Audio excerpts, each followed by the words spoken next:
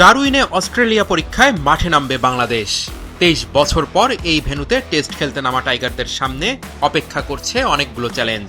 কন্ডিশনের সাথে মানিয়ে নিয়ে ৫ দিন ব্যাটিং করাটাই সবচেয়ে বড় পরীক্ষা। প্রস্তুতি ম্যাচে ব্যাটাররা দায়িত্বশীল ব্যাটিং করতে পারেনি, মূল ম্যাচে তাই দিতে হবে ধৈর্য পরীক্ষা।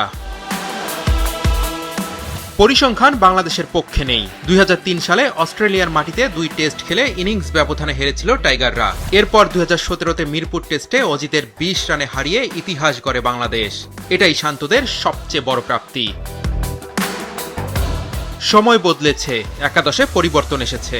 বাংলাদেশের পেস অ্যাটাককে এখন সমীহ করে সবাই। তবে উইকেট আঁকড়ে ধরতে হবে টপ অর্ডারকে। ডারউইনের পিচ কিউরেটর জ্যাকপি হেড জানিয়েছেন, উইকেট স্পটি হবে। বসুন্ধরা টিস্যু অশুদ্ধতার বিরুদ্ধে এক বিন্দুও ছাড় নয়।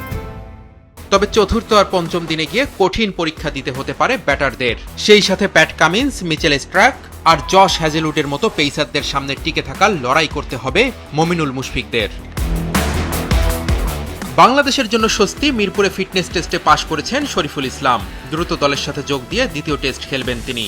আঙুলের চোট থেকে সেরে উঠে নেটে বল করেছেন তাইজুল ইসলামও। ডারউইন টেস্টেই খেলবেন তাইজুল। অন্যদিকে প্রথম টেস্ট খেলতে নামার একদিন আগেই একাদশ ঘোষণা করেছে অস্ট্রেলিয়া। স্বাগতিকদের হয়ে ওপেন করবেন জ্যাক ওয়েদারাল্ড আর ট্রাভিস হেড। ৩ নম্বরে থাকছেন লাবুশেন। এরপর Steve Smith, Cameron Green, Alex Carey ও বিউ ওয়েবস্টার। অধিনায়ক প্যাট কামিন্সের সাথে বোলিং আক্রমণে থাকছেন মিচেল স্ট্রাক, নাথান লায়ন ও জশ হ্যাজেলউড।